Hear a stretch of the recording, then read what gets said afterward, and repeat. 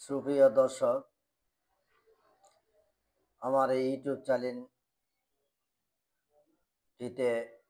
এই মুহূর্তে যারা জয়েন হয়েছে, আমার ইউটিউব চ্যানেলটিতে দেখছেন, শুনছেন, সবার প্রতি আমার সালাম, আসসালামু আলাইকুম। আশা করি সবাই ভালো রয়েছেন। সেই সাথে আমার এই আইনি সেবা প্রতিষ্ঠানের পক্ষ থেকে আমি আব্দুল হাকিম খন্দকার আপনাদের সামনে আজকে নতুন একটি বিষয় নিয়ে উপস্থিত হয়েছি। অবশ্যই আপনারা আমার ইউটিউব চ্যানেলটি দয়া করে সাবস্ক্রাইবার করবেন, কমেন্ট করবেন, শেয়ার করবেন। সেই সাথে আমি আজকে আপনাদের সামনে নতুন একটি বিষয় নিয়ে আপনাদের সামনে বিস্তারিত আলোচনা করতে চাচ্ছি। সেটির প্রধান শিরোনাম হচ্ছে মালিকের অনুপস্থিতিতে জমি বিক্রয় ও রেজিস্ট্রি করা যায় কি। আপনি এই শিরোনাম অবশ্যই শুনলে আপনার মনে প্রশ্ন জাগবে যে মালিকের অনুপস্থিতিতে জমি বিক্রয় ও দলিল রেজিস্ট্রি করা যায় কি।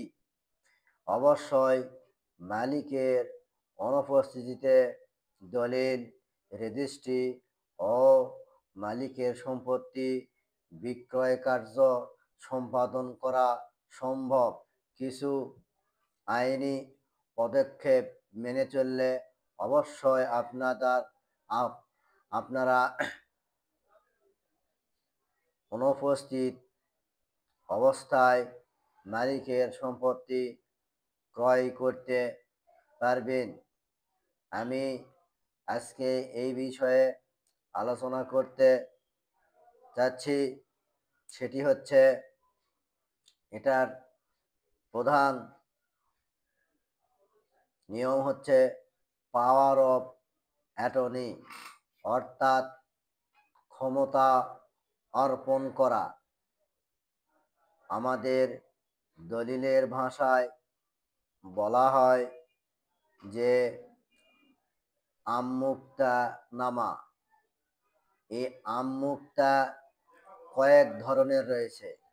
আমি আজকে প্রধান যে পাওয়ার অফ অ্যাটর্নি অর্থাৎ আমুক্তানামার প্রধান যে কার্যক্রম সম্পন্ন করা হয় সে বিষয়ে আলোচনা করব। সেটি হচ্ছে যে একজন জমির মালিক, সে ব্যবসা করেন, বাণিজ্য করেন, বিদেশে থাকেন, অসুস্থ, সাংসারিক কাজে ব্যস্ত এবং আপনার সম্পত্তি আপনি নিজে ক্রয় বিক্রয়, দেখাশোনা, খাজনা, মামলা মোকদ্দমা ইত্যাদি কাজে স্বয়ং উপস্থিত হয়ে কাজটি সম্পাদন করতে অক্ষম ব্যক্তির জন্য এই আইন, এই ভিডিওতে যে আলোচনা করা হইবে এটাই হলো প্রধান কারণ।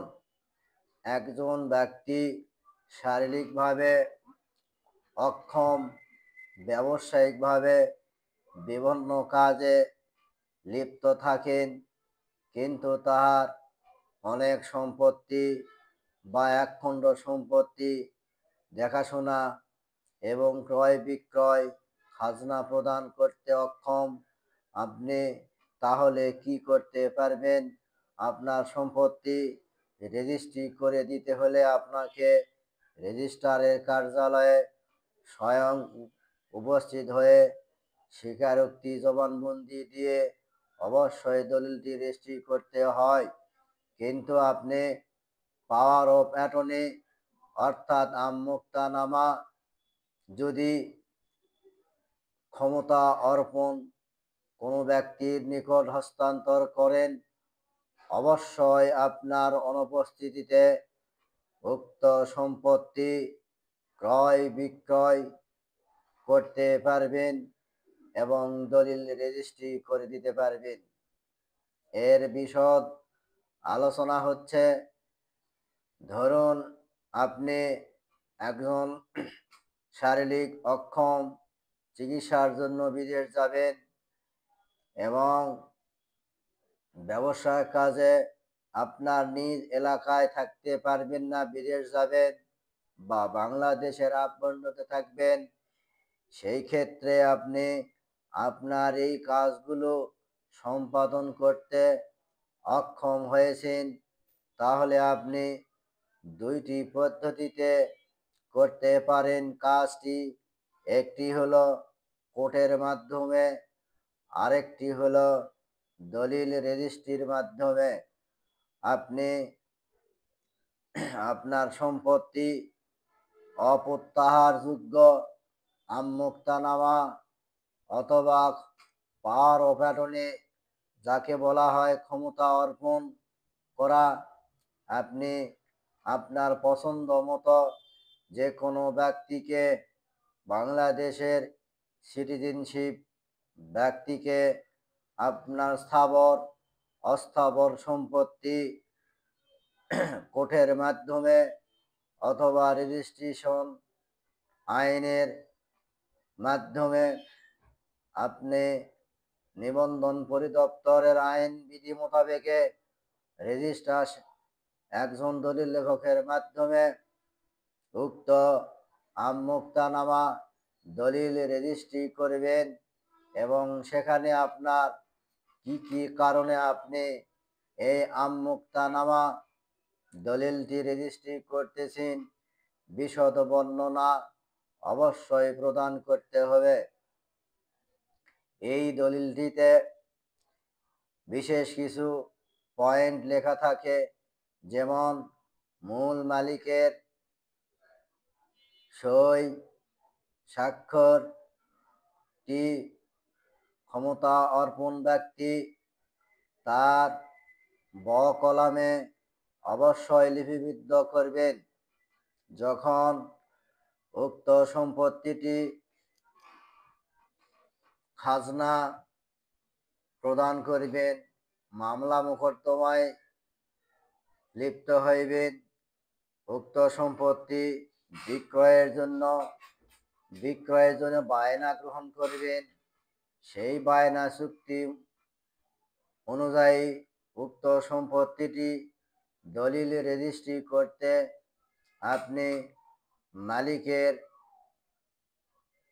সই জলছাপ ব কলামে অবশ্যই রেজিস্ট্রারের কার্যালয়ে এবং আমোক্তানামা বলে মালিক হয়েছেন সেই কথাটি অবশ্যই দলিলে লিখতে হবে। এভাবে লিখতে হয়, সেটি হচ্ছে, ধরুন মোহাম্মদ জাভেদ আলী, এর পক্ষে আমোক্তানামা বলে মোহাম্মদ শফিকুল ইসলাম। এভাবেই তার স্বাক্ষর ব কলমে লিখে প্রতিটি দলিলের প্রত্যেকটি পাতায় উল্লেখ করে এবং 52 ক ধারা মোতাবেকে যখন দলিলটি রেজিস্ট্রি হইবে, তাহার টিপ এবং স্বাক্ষর যে রেজিস্টারে প্রদান করা হয়, সেই রেজিস্টারে আপনাকে ওইভাবে নাম লিখে অবশ্যই আপনাকে স্বাক্ষর করতে হবে এবং আপনার বাম আঙ্গুলের ছাপ দিয়ে অবশ্যই দলিলটি রেজিস্ট্রি করে দিতে হবে। এভাবেই আপনার অনুপস্থিতিতে, জমির মালিকের অনুপস্থিতিতে অবশ্যই জমি রেজিস্ট্রি করা যায়, বিক্রয় করা যায়, খাজনা প্রদান করা যায়, মালিকের পক্ষে মামলা মোকদ্দমা পরিচালনা করা যায় ইত্যাদি কার্য সম্পাদন করার ক্ষেত্রে মালিকের অবশ্যই অনুপস্থিতিতে এই সব কাজ সম্পন্ন করা যায়। এই জন্য এই দলিলটিকে বলা হয় অপ্রত্যাহারযোগ্য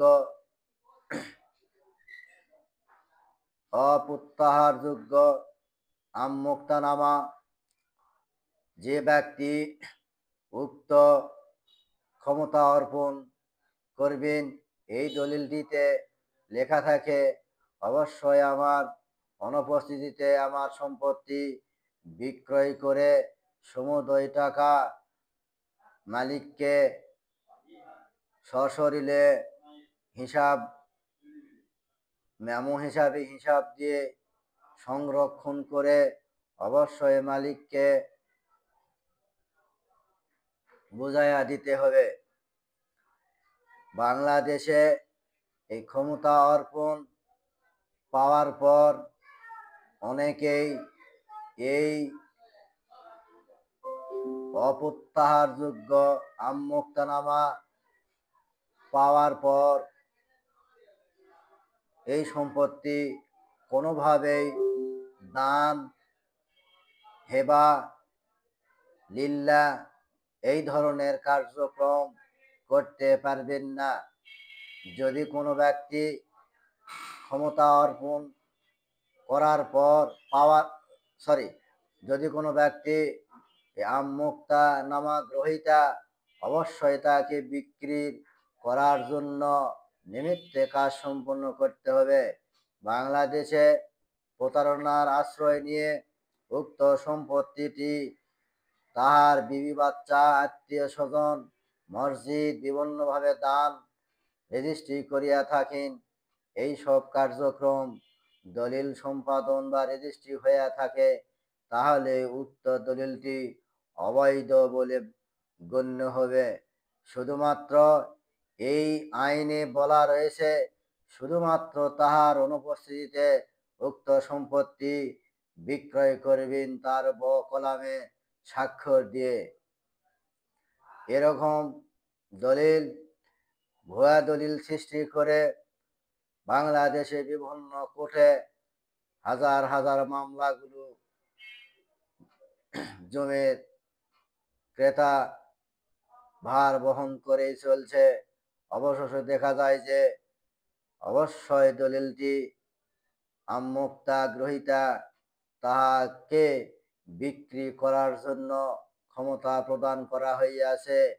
তিনি ক্ষমতাটি অপব্যবহার করে উক্ত সম্পত্তিটি বিভিন্নভাবে দান খয়রাত করিয়াছেন। ইহা অবৈধ। মালিক তাকে সম্পত্তি দিয়েছে, অবশ্যই তার বকলামে স্বাক্ষর করে তার নিষ্কণ্টক এবং আইনিভাবে কাজ সম্পন্ন করার জন্য দায়িত্ব দিয়েছেন। দায়িত্ব ভঙ্গের কারণে মালিক অবশ্যই যদি জানতে পারেন আমার এই সম্পত্তি বিক্রয় করা হয়নি, ইহা দান খয়রাত করা হয়েছে, উক্ত সম্পত্তি মালিক সাব রেজিস্ট্রার কার্যালয়ে রদরহিত বাতিলযোগ্য একটি দলিল রেজিস্ট্রি করতে পারেন, যাহা আমি ক্ষমতা অর্পণ করা ব্যক্তিকে আমি ক্ষমতা প্রদান করিয়াছিলাম, কিন্তু আমার শর্ত ভঙ্গ করার কারণে আমি উক্ত পাওয়ার অফ অ্যাটর্নি দলিল বাতিল করতে চাচ্ছি। সেই মর্মে সাব রেজিস্ট্রার কার্যালয়ে অবশ্যই একটি দরখাস্ত করিলে সাব রেজিস্ট্রার সাহেব আপনার দরখাস্তটি আলোচনা ও দিক নির্দেশনা বিবেচনা করিয়া আপনাকে উক্ত পাওয়ার অফ অ্যাটর্নি দলিল বাতিলের জন্য অনুমতি প্রদান করবেন। অবশ্যই সরকারি ফি ও স্ট্যাম্প অনুযায়ী অবশ্যই পাওয়ার অফ অ্যাটর্নি দলিল বাতিলের জন্য বাতিলকরণ দলিল রেজিস্ট্রি করবেন। অবশ্যই এই দলিলটি রেজিস্ট্রি করলে পূর্বের যে পাওয়ার অফ অ্যাটর্নি অথবা আমোক্তানামা দলিলটি আপনি বাতিল বলে গণ্য হবে। আর এই জালিয়াতির মাধ্যমে যতগুলো জমি রেজিস্ট্রি হইয়াছে সকল দলিল আপনি সব শর্তহীন ও বাতিল হইয়া যাইবে বলে গণ্য হইবে। ইহাই বাংলাদেশ রেজিস্ট্রেশন আইনের বিধান। আইন ছাড়া দেশ চলে না, আইন ছাড়া কোনো নিয়ম চলে না, আইন ছাড়া কোনো কিছুই চলে না। অবশ্যই আইন এবং নিয়মের মধ্যেই চলতে হয়। নিয়ম বহির্ভূত কাজ যখনই করবে তাহা অবৈধ বলে গণ্য হয়। আমি আজকে আপনাদের সামনে অবশ্যই যে বিষয়ে আলোচনা করলাম, মালিকের অনুপস্থিতিতে অনুপস্থিতিতে জমি বিক্রয় ও রেজিস্ট্রি করা যায় কিনা সে বিষয়ে অবশ্যই বিশদ আলোচনা করলাম। আমার এই আলোচনায় অবশ্যই ভুল ত্রুটি হয়ে থাকলে ক্ষমা সুন্দর দৃষ্টিতে দেখবেন এবং আমার চ্যানেলটি অবশ্যই দয়া করে সাবস্ক্রাইবার করবেন এবং নতুন নতুন বিষয়ে আলোচনা আপডেট আসতে থাকবে। অবশ্যই আমার সাথে যুক্ত থাকুন। সবার সুস্থ দীর্ঘ আয়ু কামনা করে অবশ্যই আপনাদের কাছ থেকে বিদায় নিচ্ছি। আল্লাহ হাফেজ।